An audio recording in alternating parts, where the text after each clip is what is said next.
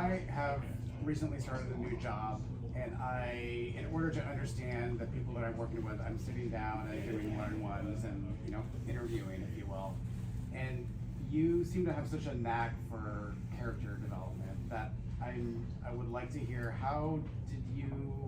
what's your process to build out these characters and understand their histories and whether that history ends up on the paper or not, and their expertise and what they do. Just if you can speak to it, maybe. Yeah. What is my process for developing characters? Because I seem to be so enamored with developing characters, which I really am. I mean, I write for character development. Well, a lot of my characters some of my characters are sitting in this room.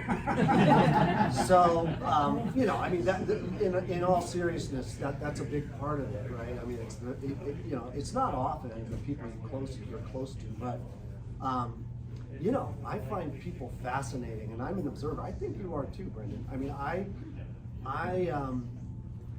some of it's imagination, but a lot of it is experience. So I feel it's like the beauty of fiction writing is you can take a shred of reality that you've observed and have had a reaction to.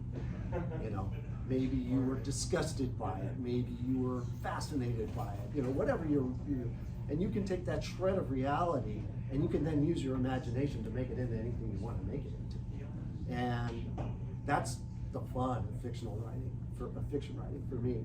So, but just to give you some of those shreds, I have a character named Kung Nguyen who emigrated from Vietnam in the 1970s when he was a boy. In 1980, I knew a guy named Noan Kung who was my boss at a small newspaper when I was a college student in San Diego, who had emigrated in the 1970s from Vietnam. So I was immersed in that world. So I felt confident that I could write that world. Some of you know I have a lot of friends in Germany. So, if I wanted this guy to be an outsider, what country should he come from? Well, I am intimate with Germans, and I have been since I was very young. So, just giving you a few threads, right? You take that little shred that you're comfortable writing about, that and then you use your imagination to build it out. And that imagination is really based on observation, just sort of, just observing the people that you encounter every day, whether it be, in the coffee shop or at work. And a lot of it, of course, the beauty of this is it's a work setting, right? And I worked in tech for 30 years, so I have a lot of work settings to draw from. Some of these characters just almost come directly out of those work settings, directly. Now, none of them are in this room, but I will say I modeled a lot of these characters after real people. So. Okay.